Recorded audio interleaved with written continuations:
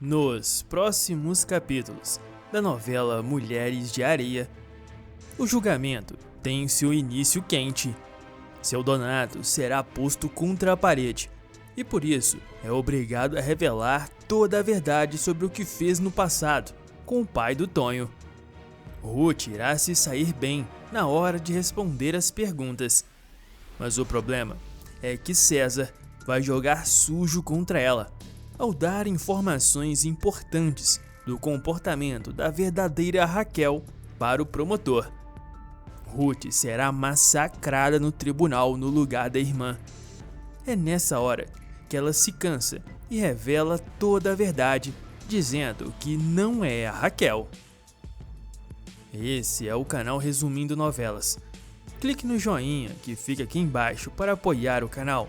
E bora para mais um resumo. Frente a frente com a juíza, Ruth é interrogada por ela. Muito serena, a gêmea boa explica o que aconteceu. Naquela tarde, eu saí do Rio e fui direto para a casa dos meus pais. A juíza, fazendo seu papel, indaga. A senhora passou perto do hotel onde morava a vítima? Ruth responde. Não, senhora. Eu não fui lá. César e o promotor cochicham e sorriem enquanto a moça responde as perguntas. Eles têm uma carta na manga para acabar com a pobre Ruth. Enquanto isso não vem à tona, a juíza, curiosa, indaga. Por que motivo a senhora veio antes? Por que não esperou seu marido? Sincera, Ruth explica. Porque eu queria chegar antes. Ele estava muito nervoso e eu fiquei com medo que ele fizesse alguma bobagem. Atenta aos detalhes, a juíza comunica ao escrivão o que ele tem que escrever. Em seguida, ela se volta para Ruth e faz outra pergunta. Há quanto tempo a senhora conhecia a vítima? Confusa, Ruth pensa em sua experiência, mas se lembra de que deve responder como a irmã, por isso fala. Há muito tempo. Nessa hora a juíza toca em um ponto-chave. Olhando para a ré, a meretíssima indaga. E foi seu namorado antes de se casar com Marcos Assunção? Marcos fica visivelmente desconfortável com a pergunta. Ruth passa pelo mesmo. Sem saber o que responder, ela se cala. Virgílio olha ao longe com muito interesse. Até mesmo o Dr. Galvão acha estranho esse comportamento. A juíza então insiste na questão. A vítima teve um caso amoroso com a senhora antes do casamento? Ruth se mantém em silêncio. A juíza a encara e indaga. A senhora se recusa a responder? Ruth abaixa a cabeça. Tudo indica que ela não vai resistir à pressão. A juíza então declara. Tudo bem. A senhora tem um direito constitucional de se calar. Chega o momento de seu Donato ser interrogado. Enfático, Dr. Galvão o pressiona, questionando se ele esteve no hotel no dia da morte de Vanderlei. Começando a se desesperar, Donato responde. Não. Eu não tive lá. Eu não tive. Muito esperto, Dr. Galvão se vira para a juíza e diz. Eu solicito a Vossa Excelência que relembre a testemunha que calar ou faltar com a verdade em um tribunal é crime. É crime de falso testemunho. Tentando se safar, Donato insiste. Mas eu tô falando que eu não tive lá. Nessa hora, Dr. Galvão vai até sua mesa e pega a figa que o próprio Donato havia roubado do Tonho há muito tempo atrás. Mostrando ao corrupto pescador, ele pergunta. Você sabe de quem é isso? Gaguejando, o canalha responde. Isso é do Tonho. Ele é meu enteado. Sagaz Galvão afirma. Ele perdeu isso. E o senhor encontrou. Isso foi achado no quarto da vítima. O senhor não estava no hotel no dia do crime? Para exigir o negativo de uma fotografia que estava em poder da vítima. Fotografia essa que mostrava o senhor, que estava em poder da vítima, o exato momento que o empurrava o pai de Tonho da Lua do alto das pedras. Começa um burburinho no tribunal. Donato percebe que não tem saídas e por isso fala a verdade. Tá certo. Eu tive lá sim. Mas quando eu entrei, o Vanderlei já estava morto. Ele estava lá, esticado na cama. E estava morto. Eu fiquei com medo e saí correndo. Mas o Vanderlei já estava morto, eu juro.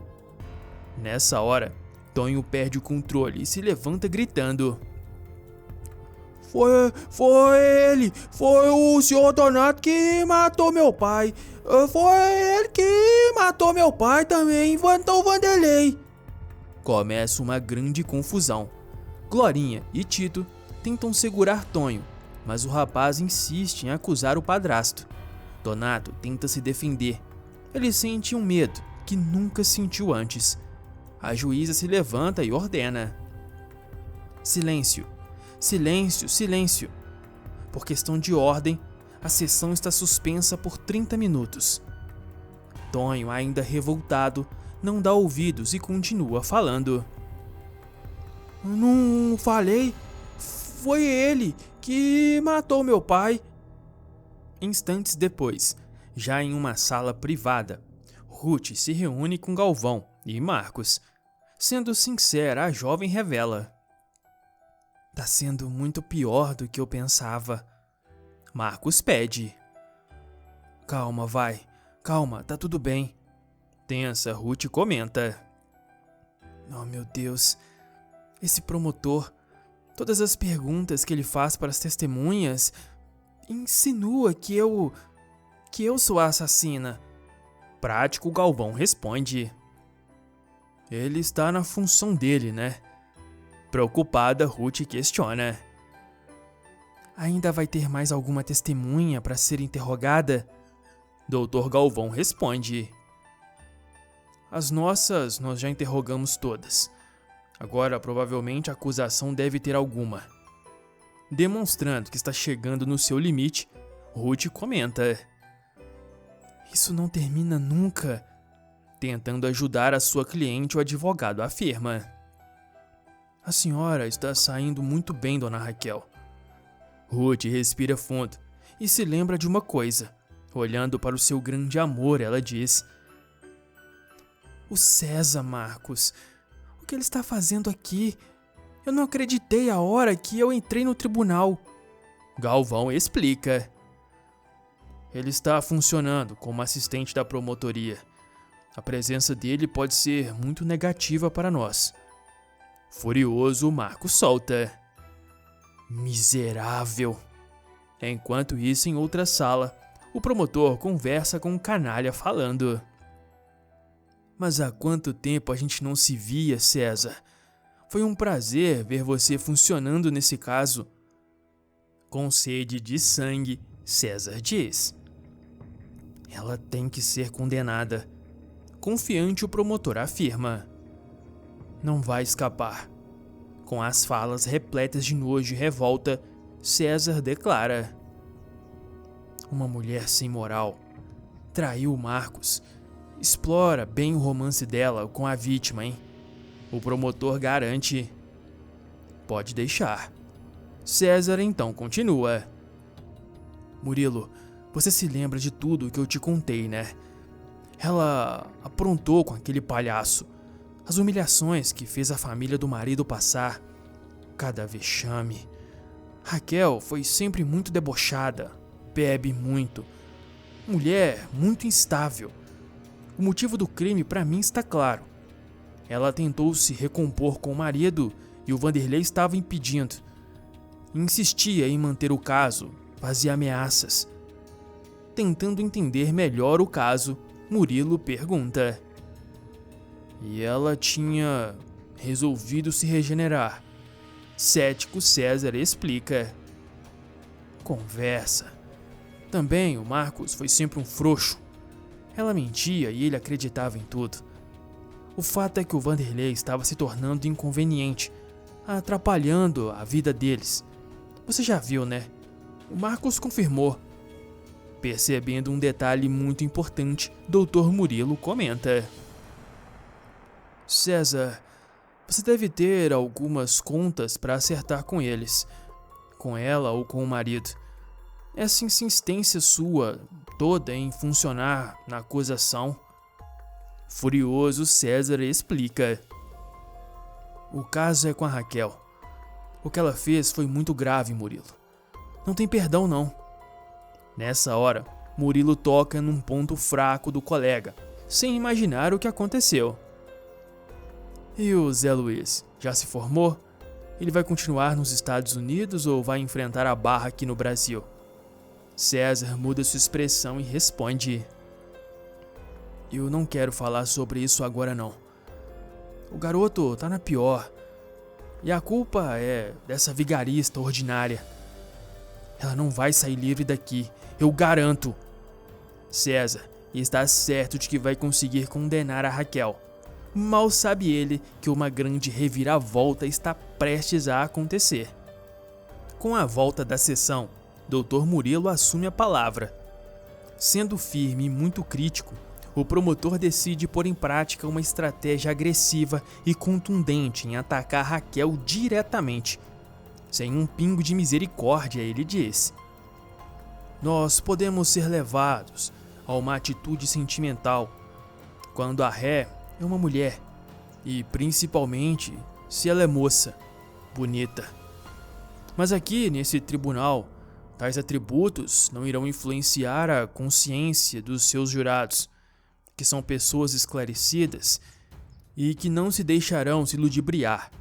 Até porque, além de tudo isso, existe uma confissão. Isso só bastaria. A própria ré, reconhecendo na polícia sua culpa no homicídio, livremente, proclamando isso livremente.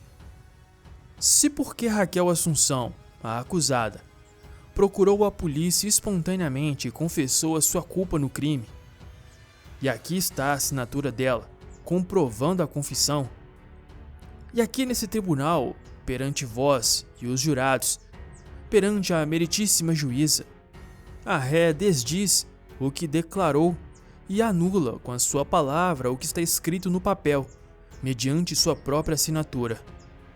Dr. Galvão interrompe e afirma: Meritíssima, é preciso provar primeiro que a ré tenha dito a verdade.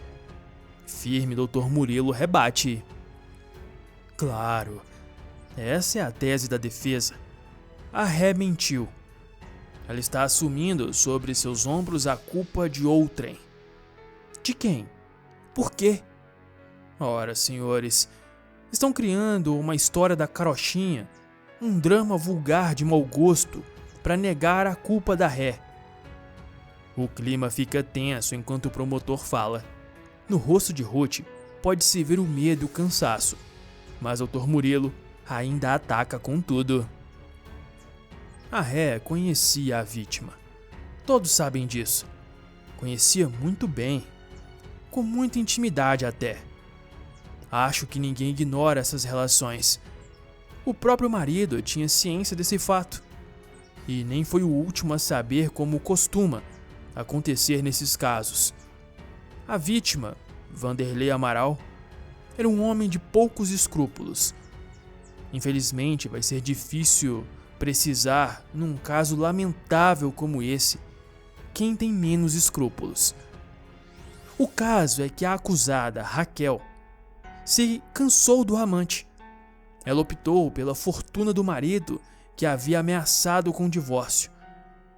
E importava-lhe mais o nome da família Assunção, que ela não hesitou em arrastar na lama, mas que lhe satisfazia ainda a ambição, a ganância desmedida. E Vanderlei era uma pedra no caminho de Raquel. Na escalada que ela vinha empreendendo para usufruir dos bens materiais, do status, de uma família em cujo seio penetrou. Pousada aventureira, achincalhando o nome honrado, pisando nos sentimentos de um marido ingênuo e fraco. Ruth se abala em ouvir isso. Marcos fica visivelmente incomodado. Já Virgílio parece gostar. O promotor, ao perceber que está tirando a ré do sério, é mais enfático ao dizer: esse, senhores e senhoras, é o retrato de Raquel Assunção, a acusada. Esse é o caráter de quem foi capaz de empunhar uma garrafa. Sim, porque ela também tinha muita intimidade com garrafas. As pessoas no tribunal que conhecem Raquel sorriem com o deboche do promotor, se referindo ao vício da bebida. Para finalizar, o homem continua: e também de empunhar o revólver do próprio marido.